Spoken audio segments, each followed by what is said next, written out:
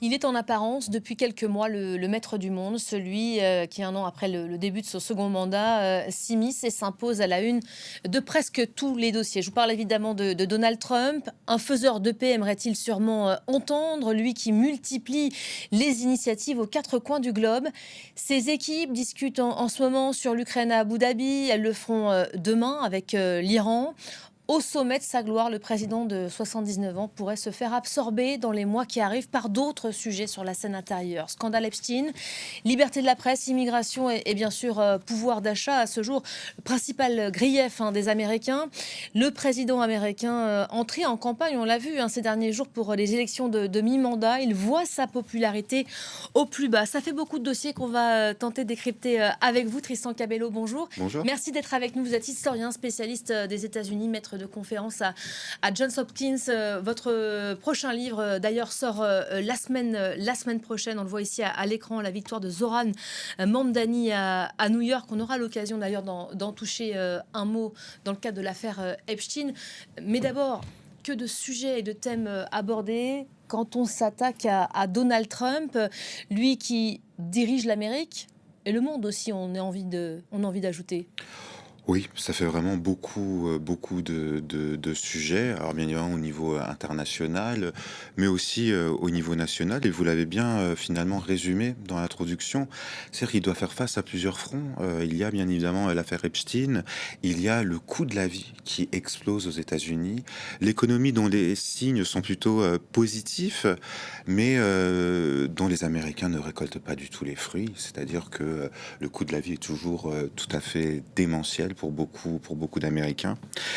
Et puis, bien évidemment, ces attaques continuent contre la presse. On voit que le Washington Post licencie, alors je crois que c'est 40% de son personnel ce matin. C'est énorme. 300 journalistes sur 800 au Voilà, sein des rédactions. Il y a des services entiers. des services qui sont entiers, limogés. voilà, et plutôt d'ailleurs à l'international, mais aussi dans le national. Donc, on voit qu'il y a on a l'impression d'un pays qui se délite, d'un pays qui est vraiment en crise, d'un empire américain qui est en crise. Et on voit Donald Trump, finalement, un président qui est affaibli sur bien des domaines et dans bien des aspects. Et donc tout cela, il y a une atmosphère quand même de grande anxiété, de grande angoisse aux États-Unis. Les Américains ne savent pas trop quoi faire dans les prochains mois. Donc c'est toute la grande question là qui se pose, c'est-à-dire quel est le futur pour ce pays. Alors, quand on dit les Américains, c'est intéressant de dire qui, parce que tout le monde n'a pas le même avis forcément sur celui qui les dirige aujourd'hui, puisqu'on évoquait l'état de la presse américaine. On va peut-être commencer par là. C'est le coup de tonnerre qui a retenti donc hier soir avec cette annonce que l'on attendait malgré tout depuis quelques mois, des licenciements massifs, un bain de sang, on dit certains rédacteurs en chef de cette rédaction, qui est donc l'un des piliers de la presse américaine. Aujourd'hui, le Washington Post, quand on en parle, 300 licenciements sur les 800 journalistes qui constituaient ces équipes. On revient donc en images sur cette annonce. Regardez. C'est un séisme qui ébranle sérieusement les fondations d'une institution américaine. Le Washington Post, célèbre journal aux États-Unis, a annoncé un plan de licenciement massif. Le quotidien va se séparer d'un tiers de ses effectifs, et notamment de 300 journalistes sur un total de 800. Principalement visés, les correspondants à l'étranger, dont l'intégralité de ceux couvrant le Moyen-Orient, à l'image de Claire Parker, basée au Caire, et de Lizzie Johnson à Kiev. Renvoyé du Washington Post en compagnie de toute la brochette des correspondants au Moyen-Orient et nos éditeurs. Difficile de comprendre la logique. Je viens de me faire virer par le Washington Post alors que je suis en pleine zone de guerre. Je n'ai pas de mots. Je suis bouleversée. Service des sports, podcasts, infographie, tous sont impactés par une réforme qui vise à endiguer les pertes du journal, 100 millions de dollars en 2024. Le syndicat du Washington Post estime ainsi qu'on ne peut pas vider une rédaction de sa substance sans conséquence sur sa crédibilité, son influence et son avenir. Mais c'est aussi toute l'indépendance du journal appartenant à Jeff Bezos qui est remise en cause. En 2024, le quotidien n'avait pas pris parti pour Kamala Harris, alors qu'il avait jusqu'ici toujours soutenu les candidats démocrates au présidentiel. Depuis, le milliardaire fait tout pour plaire à Donald Trump, comme avec la sortie du documentaire de Melania, financé à hauteur de 75 millions de dollars par Amazon. Une dépendance pointée du doigt par les journalistes du Poste. C'est l'un des jours les plus sombres de l'histoire du journal. Les tentatives abjectes de Bezos pour s'attirer les faveurs du président Trump ont laissé une tache particulièrement indélébile. C'est un cas d'école de destruction de marque quasi instantanée et auto-infligée. Le Washington Post est célèbre pour avoir révélé les scandales du Watergate ou les Pentagon Papers. Il a reçu 76 prix Pulitzer depuis 1936. Malgré cela, il est en crise depuis des années. Le retour au pouvoir de Donald Trump n'arrange rien.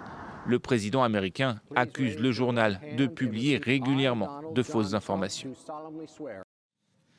On a décidé de commencer par ce sujet quand même, parce que ça en dit long sur l'état du climat ambiant aujourd'hui aux États-Unis. Vous y voyez quoi, vous, dans cette annonce qui était quand même attendue ou au moins redoutée déjà depuis plusieurs mois?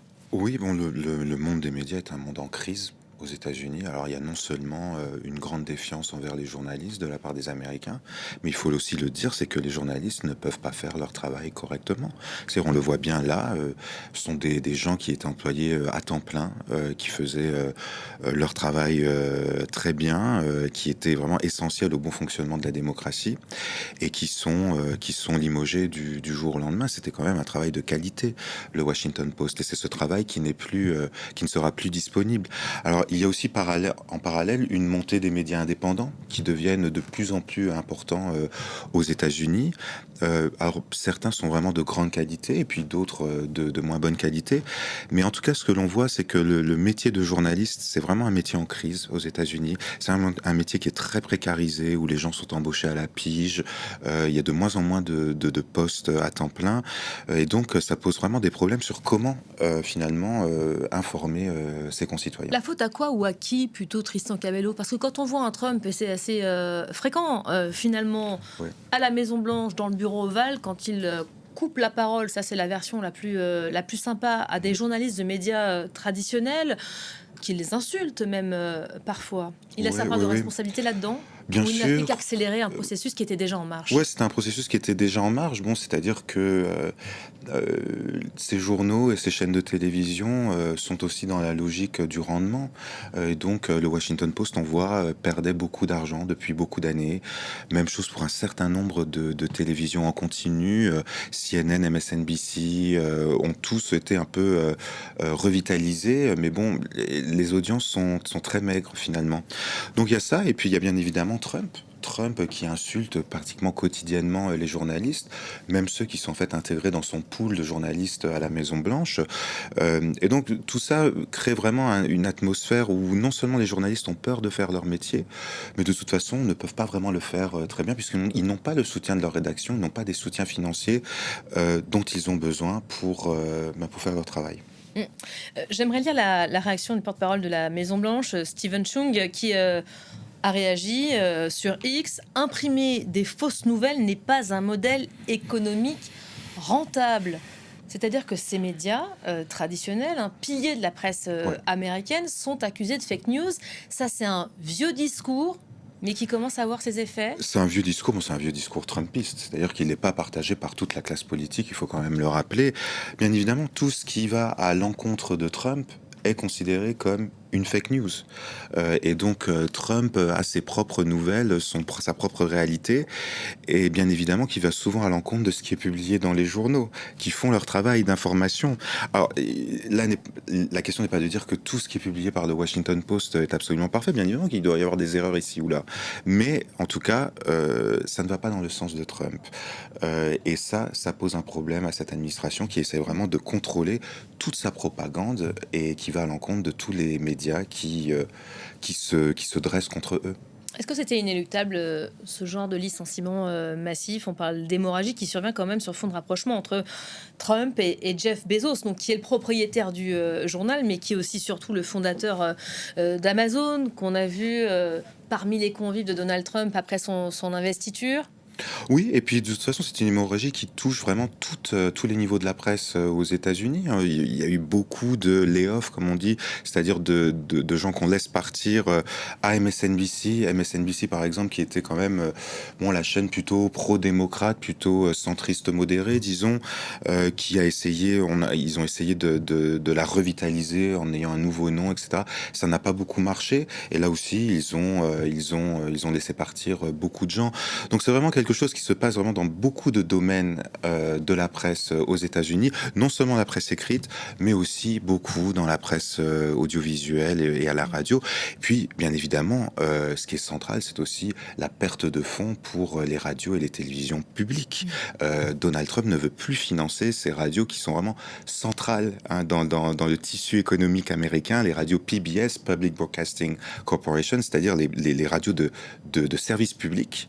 Et là, les fonds sont coupés par l'administration nationale. Parce que ce sont aussi ces médias qui vont au bout d'investigations et de révélations. On ne peut pas évidemment contourner ce dossier, cette affaire Epstein dont on risque d'entendre parler pendant longtemps. 3 millions de documents rendus publics il y a quelques jours. Il va falloir des semaines pour les éplucher. Mais déjà, on sait que Donald Trump est cité, je crois, lui, ses proches ou sa résidence, son club de Mar-a-Lago, 38 000 fois selon le New York Times.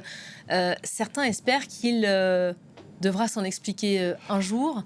Le couple Clinton va devoir répondre aux questions d'une commission d'enquête du Congrès après avoir longuement refusé. Et voilà, dans une première réaction, ils ont dit on espère ouvrir la voie à d'autres auditions. On entendait par là une audition peut-être de celui qui est principalement mis en cause, le président des États-Unis. Oui, et c'est d'ailleurs pour ça qu'on a besoin de journalistes. C'est-à-dire il y a 3 millions de documents. Il y a 3 millions de documents à lire dans un système qui est assez vieillot finalement. C'est très très dur d'avoir accès à tous ces documents.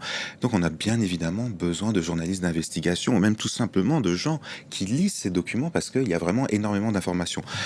Ce dossier Epstein, on ne sait pas par quel bout le prendre finalement. C'est-à-dire c'est une fenêtre sur ce qu'on appelait il y a 20 ans les 1%, c'est-à-dire ces gens les plus riches, la bourgeoisie états-unienne, et qui nous révèle vraiment que ces gens sont d'une violence extrême finalement.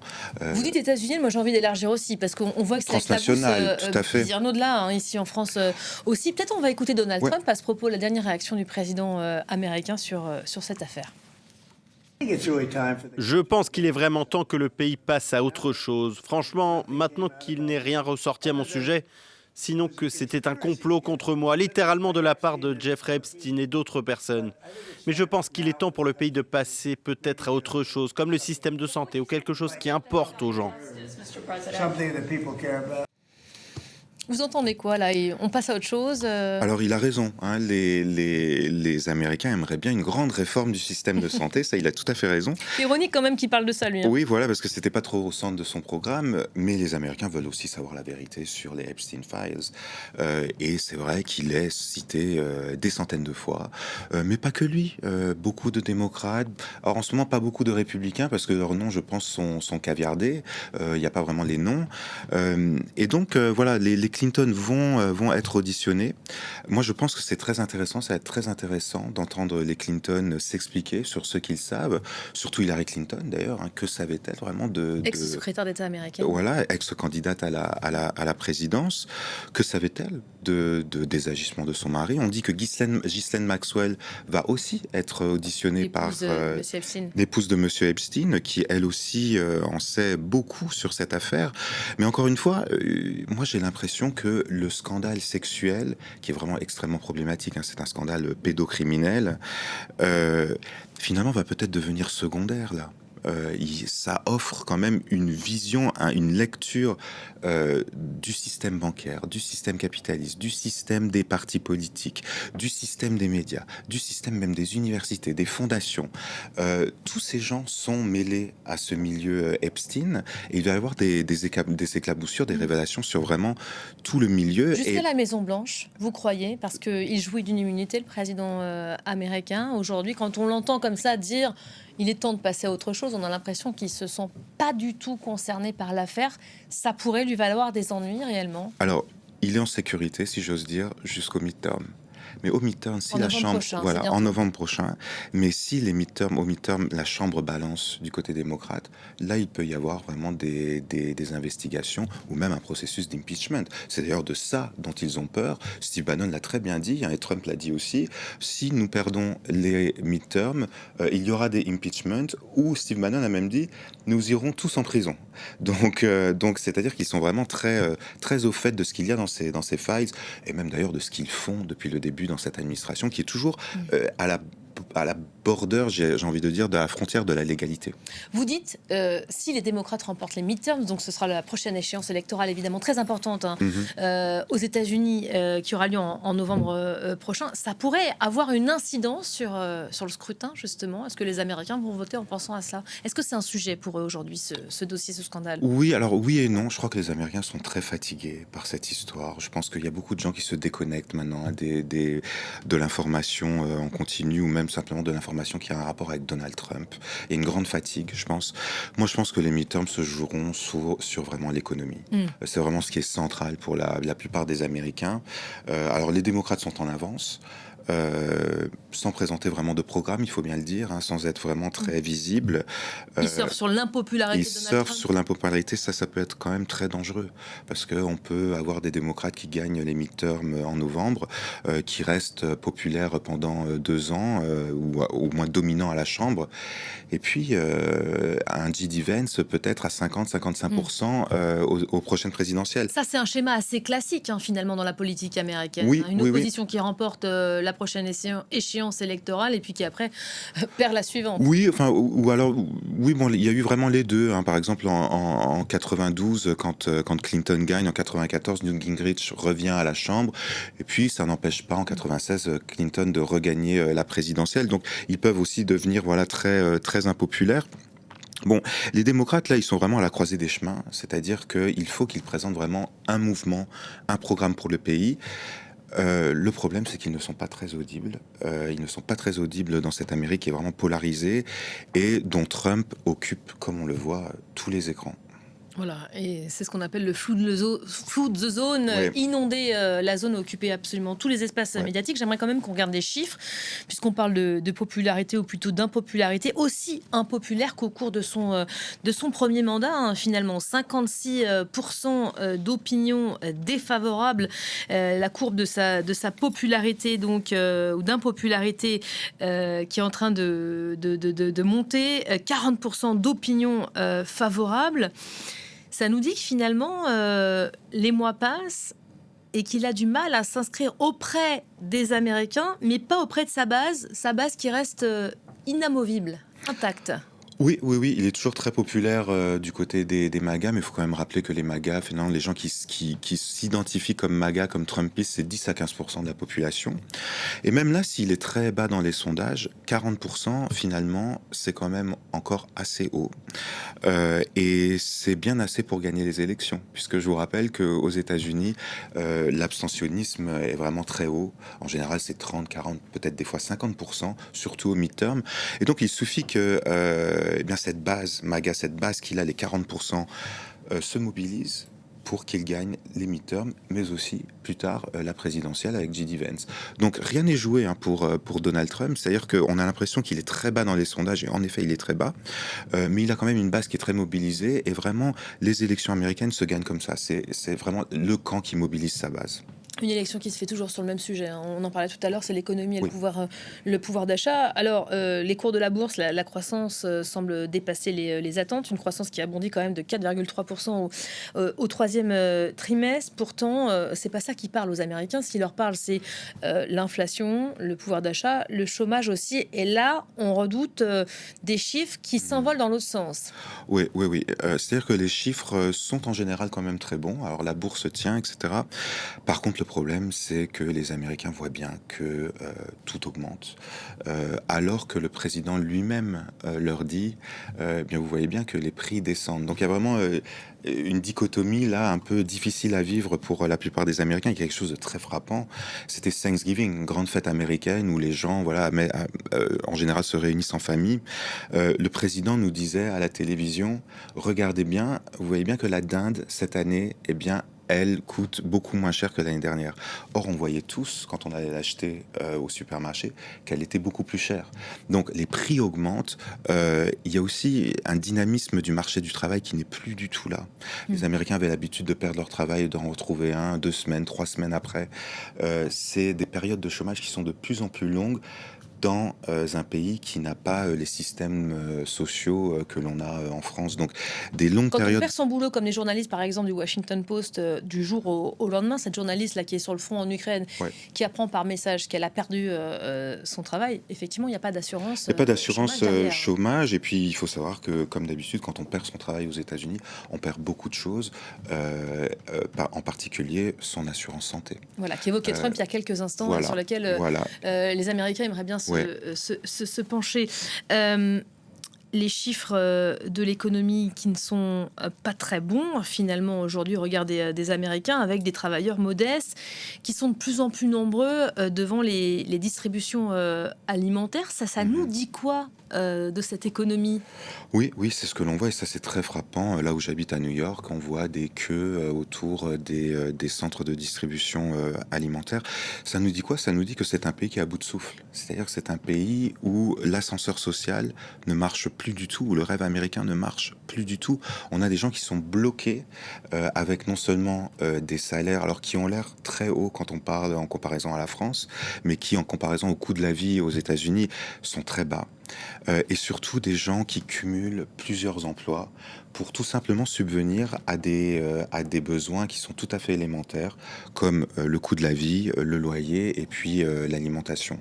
Donc on voit de plus en plus de gens qui, en effet, font la queue dans les centres d'alimentation à New York et dans les grandes villes. Et ça nous dit quand même quelque chose d'un pays en déclin.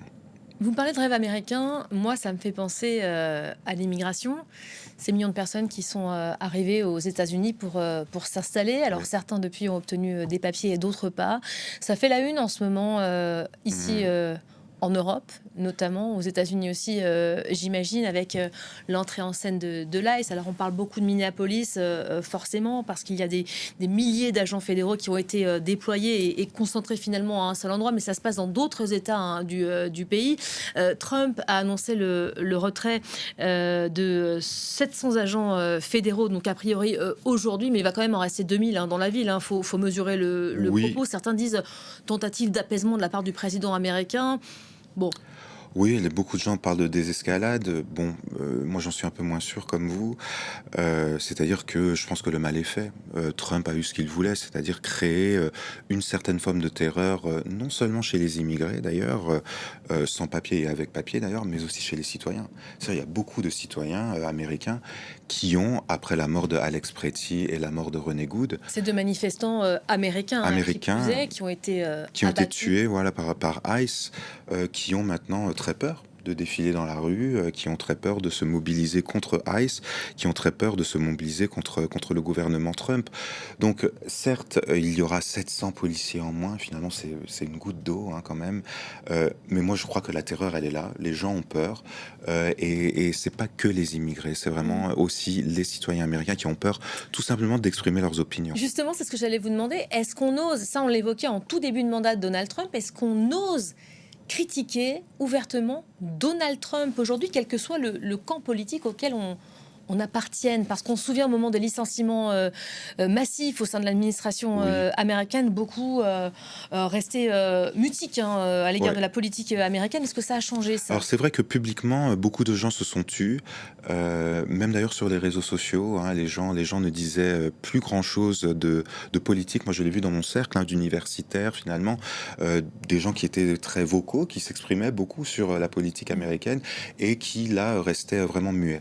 J'ai quand même vu un basculement moi autour de ICE. Là il y a eu vraiment un basculement. Je pense que voilà la prise de parole de Bill Clinton, la prise de parole de Barack Obama, la prise de parole même des stars, des D'artistes, Grammy, Bad Bunny, il va y d'artistes. avoir bientôt Voilà, le Super Bowl le dimanche. Super Bowl auquel Trump ne va pas aller. Apparemment, lui aurait conseillé de ne pas s'y rendre Oui. parce qu'il prenait le risque d'être hué. Oui, bien sûr, et ça c'est vrai. Et donc voilà, il y a une coalition quand même là des anti-Trump qui part quand même de la rue. C'est pas les artistes, c'est pas les politiciens, c'est même pas d'ailleurs le C'est pas les Parti démocrates. démocrate. Voilà, c'est vraiment de la rue et c'est des gens, vous savez, que c'est des gens qui s'organisent. C'est un activisme très roots, j'ai envie de dire. C'est-à-dire, c'est loin des réseaux sociaux. C'est vraiment du tissu humain, des gens qui se parlent, des gens qui partagent des polycopiés, vous savez, sur comment des photocopies sur comment résister à ICE. À l'image de René Goudel Expressif, finalement. Voilà, des gens qui finalement, leur seule arme, c'est leur klaxon, c'est les sifflets pour prévenir des descentes de ICE. Donc on voit que c'est quelque chose vraiment où il y a du tissu humain qui se recrée là, mais loin des partis politiques et puis loin de la technologie aussi. Ça peut faire trembler Trump, en un mot.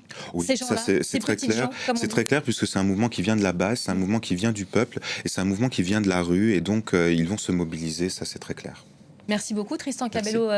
Nous avons fait l'honneur de passer par nos plateaux, vous qui d'ordinaire êtes outre-Atlantique. Restez évidemment avec nous, l'info va se poursuivre dans ce Paris Direct. On se retrouve pour le journal dans un instant, tout de suite.